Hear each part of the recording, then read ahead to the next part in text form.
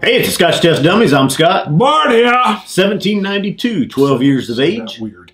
You said 12 years, 1792. We like these old bourbons, don't we? Yes. And you know what we're going to do? We're going to test it. See how I built up and then did nothing? 12-year-old age stated bourbon style. Test it!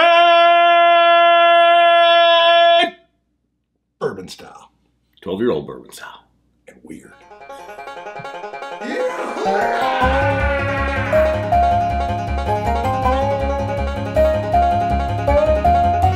All right, we're in.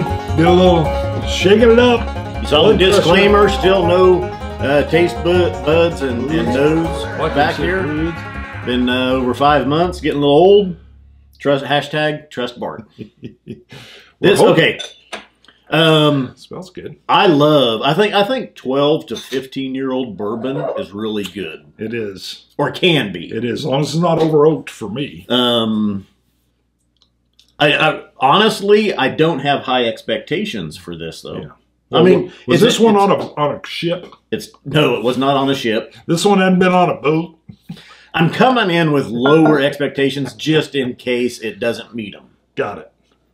I mean, I don't know. It's weird. 1792, 12-year-old, 45.3. What was their ocean? Oh, 48. What's their ocean? No, that's Jefferson's. That's Jefferson's. Jefferson's now ocean. I feel terrible. I prejudged because I don't like the ocean marketing boat thing. Yeah. Sorry.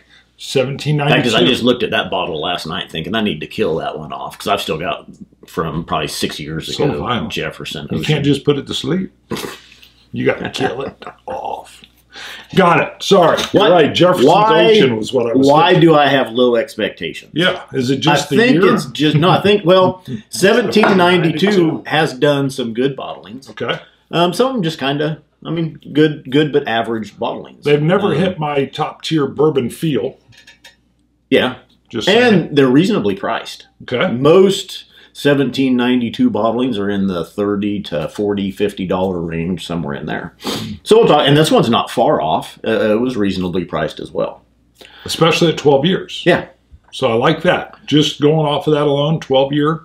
This will be one, though, I will, again, wait. I'll have to wait for my taste buds to be fully backed, I think, to really dissect. Okay. On the nose, I'm getting caramel chew. So those little cubes of caramel is what it smells like to me right after you take the wrapper off. And it's a little waxy. Waxy caramel chew. 100% that. I don't get anything on the nose. Okay. But that's because of COVID. I get mostly that sweetness of that, it's that caro syrup, that corn syrup. So that corn's all over it with those heavy caramel notes. I do like that they did this at 48.3%. They could have done 43%. They could have done 45, they could 46. Have done 55. So 48. It's good. Little it's higher, up there. You know, we like them average. opening at 48. I like that over 40. I like that over 43. I would say 46 to 48 is kind of my preferred range. Yes, I would agree. 46 and up is what I like to say. Not really. That's the first time I've said it. 46 and up is what I like to say. Green light. Muted palate, but nice. No, mine. I have muted though for me too. Feels buttery, caramely, slight corn sweetness with it. Doesn't feel real saturating, like there's a lot of depth here. But again, my palate is muted. You're still doing great because, so probably unfair, but a lot of times a 12-year-old bourbon, I tend to want to, probably unfairly, compared to an Elijah Craig Barrel Proof. Yeah. I get it. But I do not get that velvety mouthfeel, which I really love in a 12-year. And you'll get it in a lot, not just ECBP. I do get the corn sweet notes. I will tell you the nose was more caramelly than the taste. Although the finish does have these butterscotch creams in there, but it's a little soft. And when you said muted, I felt like it's like half as, it's not fair to do a direct comparison, but it's half as rich as, let's just say, my favorite 12-year bourbon. But you can't compare it to and I'm not. I'm just, so let me just say, right, I can't compare it to a barrel proof. You're right. What if you took Elijah, what if you took Elijah Craig barrel proof and watered it down? Maybe. Let's just say small batch. It's probably comparing with a small batch. The problem is, I feel like I'm missing the 12 years. I've come, and probably it's because we missed the big glut of 12-year whiskeys that were everywhere with bourbon. Oh, yeah. Used to be. Well, how about Weller 12? How would this compare? Well, anytime you do that whole weeded thing, it changes everything for me. But as far as maybe some of the depth and stuff you would still get. You got a Weller 12 that's opened? Yeah. Let's look at them. Right. Just to see how a little bit of popcorn in the finish here. One brand 12-year compared to another brand 12-year. And I think 12 Weller is 46%. Right in front of my face. Right in front of my face. Let's try. I would agree. I don't know that I'm getting as much depth or richness as I would expect out of a 12-year-old here. Mm-hmm. So let's just see how it compares to Weller 12. All right. Weller 12, 1792 12.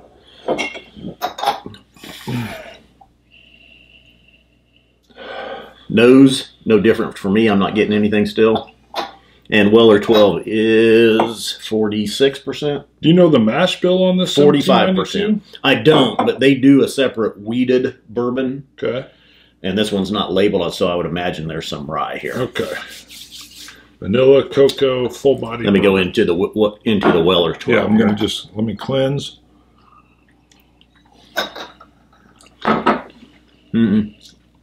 Weller 12 automatically even comes off a little bit more, like there's a little bit more flavor, a little bit more depth to it. Yeah. And that's 45%, so 3% lower. But it feels... Even Weller 12 is not an overpowering mouthfeel, but it does have a little bit more... A little more viscosity mouthfeel, kind of. Yeah. Just for mouthfeel alone, that richness that's in there. And I like Weller 12, but you're right. To me, it's still a little more muted as a 12-year whiskey than I like. It's probably just the ABV, because you like the... You're thinking 60% ABV. You're right. Yeah, there's a little bit. Yeah, there is. There's just a little bit more of a fullness to this 12 Weller. I did go back to the 1792 12, though. It still feels it felt a little bit better, a little bit sweeter. Yeah. Maybe it's opening up a little bit. I don't know. I can't grade it. I can't really tell for sure. So hashtag trust Bart on this one. I feel like you're going to slap me around on this, but for me, I don't care. It's an 86. It just, part of this I'm going to say is that with the 12-year mark on it, I think I was expecting, and I know it's not a barrel proof. Right. But I was expecting more richness at that 12-year because, and again, not a fair comparison, but my big 1.75 12-year Elijah Craig small batch, not an ECBP. If that was still available, I love that old small batch. And to me, this falls short of that. But you can't get that anymore. So I know that's all, but that's where I like having these, Whiskey Scout found that. I was like, oh yeah, because that's just for comparison purposes. Can't taste it. God dang. That's brutal. Yeah, man. COVID long lasting. Yes. So I feel like I'm being judgmental here. So know that going in, I am being judgmental. From when I see the 12-year mark, my brain is telling me you're going to get a lot of richness and you're going to get a lot of, sometimes it may be a wood influence, which personally I'm not getting here. And I don't like that oak wood as much, but some people do. Not a problem here. And I usually, even at a lower proof, sometimes at 12 years, will give a little bit more of that velvety body feel, which I feel like I get with some other 12. Are you getting a lot of vanilla and maybe caramel? Go again on the 1792. I just sipped that. It feels like I wouldn't say a lot. I mean, I'm getting it, but I wouldn't say a lot.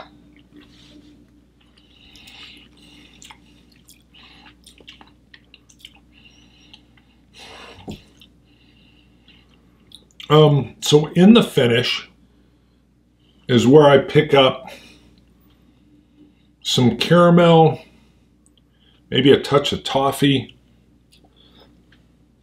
and some butterscotch, and then it kind of turns popcorny near the finish for me. The finish here is the best part. The problem is I feel like the forefront, everything just kind of, it's all about getting to the finish. So it's just kind of an average bourbon. For me, which is why I gave it that 86. Yeah. So it's good. I can't score it, so. It's just that 12-year mark had me going like this, and then I was like. Yeah. So it could be just the 12-year brought me down a little bit. $70. And I think we may have been lucky at getting it for that. So, because it's got that 12-year age statement on it, some places may be charging more. For a 1792, it's one of their higher priced offerings. Again, though, I think it's probably fits in that bourbon flavor profile wheel. Well, totally. But it totally fits in that. It's not standing out above the crowd. It totally fits in that. I think, and it's probably unfair on my part, but when I see 12 years, I've now come to expect a level above. To me, this is on a level below what it's not a bad bourbon, but it's more what I would get from something with no bad bourbon. It's more something that I would expect with no age label on it at all. I hear and see 12-year, and I'm already thinking it's going to be up here. It's going to be up here. Scotch It. Wait. Oh, sorry. Yes. I was going to shut it down. You're giving me the quietness, like shut up. No, I was looking. I saw this motion out of the corner, and I thought it was something else. Oh. I don't know what that means. Another motion. Look at that. Boom. I was just like looking like. I don't know what it means. I don't know what that is. I was afraid to look. Is it a secret motion? $3 supporter. I love the name. Daryl Gaston. Woo! I like Gaston. It just seems like powerful name. Daryl, you can email us a picture. ScotchTestDummies@gmail.com. Cover the pickle, though. You got to cover the pickle at least. That's Daryl with a Y. Well, you got to say that. You're like Daryl with a Y. It is Daryl with a Y. That's what my I'm brother saying. and my other brother. Say it. My other brother Daryl. Yeah, with a Y. Send us a picture, you'll get a second shout out. Yeah. If you want to. If you want to, you can do a picture. And then a $2 supporter. Got to yell this one too. Nick King! Come on down. Wow, that almost sounds like a UFC fighter. The way we even said it. Sounds like he was going into the octagon. Another shout out for a $2 supporter. Ooh. Drew Lane! Come on down. Drew Lane. Sounds like a PI from the 1930s to me. Dick Drew Lane. All right, I think that'll do it for this time. Dick meaning the old detective, just so you know. All right, we're caught up. I'm liking it. Yeah, I could just say names. Go to ScotchTestDummies.com. We can do a show on saying names. Yeah. Pick up, not that t-shirt. Not this one. This one's Back to the Future. We got glasses. We got coins. We got all kinds of stuff. You can help bars support the show. Hello. Help keep the lights on. You can always go. We're running out of them, but we got our salute to 2020. It might be a lone soldier finger salute, but we can't show you that. But if you go to ScotchTestDummies.com and click on the merch side, you too can receive this lone soldier salute. Mm-hmm. Is it a lone soldier? That's what I call it. Yeah, that almost sounds like okay.